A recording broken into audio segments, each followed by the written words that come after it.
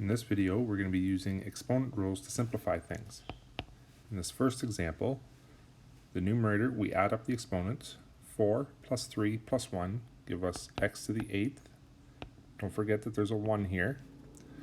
And in the denominator, we have 2 times 5 is 10, so x to the 10. Now we're dividing, so we subtract exponents. 8 minus 10 is negative 2, but we don't want a negative exponent, so we want the answer of 1 over x squared. In the second example, we are going to apply the exponent 2 to each term inside the bracket. So we get 4 squared, x cubed squared, y to the negative 4 squared. Square each term now, so we get 16, x to the 6th, y to the negative 8th, and then rewrite it so that it has a positive exponent on y. In this example, we can simplify the 8 over 10 to 4 over 5. The x to the 5th over x to the negative 2, we have 5 minus negative 2, which is x to the 7th. Then we have y minus 1 over y, which is y to the negative 2, or 4x to the 7th over 5y squared. Now, the next example has a bunch of things going on. We have 6 over 18, which reduces to 1 over 3. We have x to the 0, which is just 1. So we're just going to have 1 times 2 cubed x cubed, applying the 3 to both terms in the bracket. And then the denominator, we have a 3, x to the 4th x, so that's x to the 5th.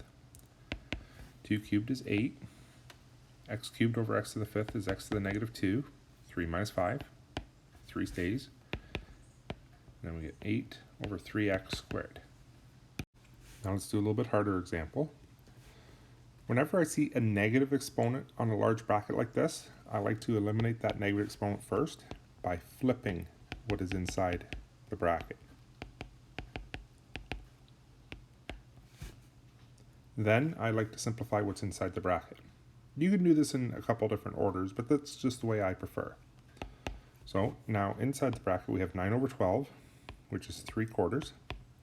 We have x over x cubed, which is x to the negative 2, 1 minus 3.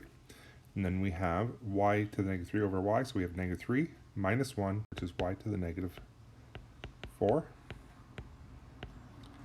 I don't like those negative exponents, so let's deal with those now. So we end up with 3 over 4 x squared, y to the 4th. And now let's deal with that square on the outside bracket. So we're going to square each term.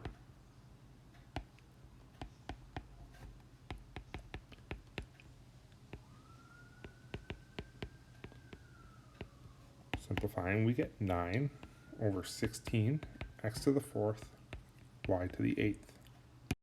Now let's do a couple examples of working with roots or fractional exponents. So here we have x cubed all underneath a 4th root, so this is x to the 3/4. Remember that the power is the numerator and the root is the denominator. The second one will be 5 over 6. Now we want to add 3/4 plus 5 over 6. You can either use your calculator or find a common denominator. In this case it'll be 9 and 10 both over 12, which is 19/12. So we get x to the 19/12. This is the same as the 12th root of x to the 19th, or x 12th root of x to the 7th. The second example, we can rewrite it as y to the 1/3, y to the 1/4 over y to the 5/2. So we're adding 1/3 plus 1/4 and subtracting 5/2. Now again, you could use your calculator or just find a common denominator.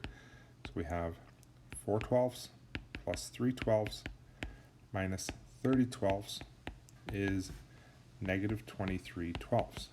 So this would be y to the negative 23 over 12, or 1 over y to the 23 over 12, which is 1 over the 12th root of y to the 23, or 1 over y 12th root of y to the 11th.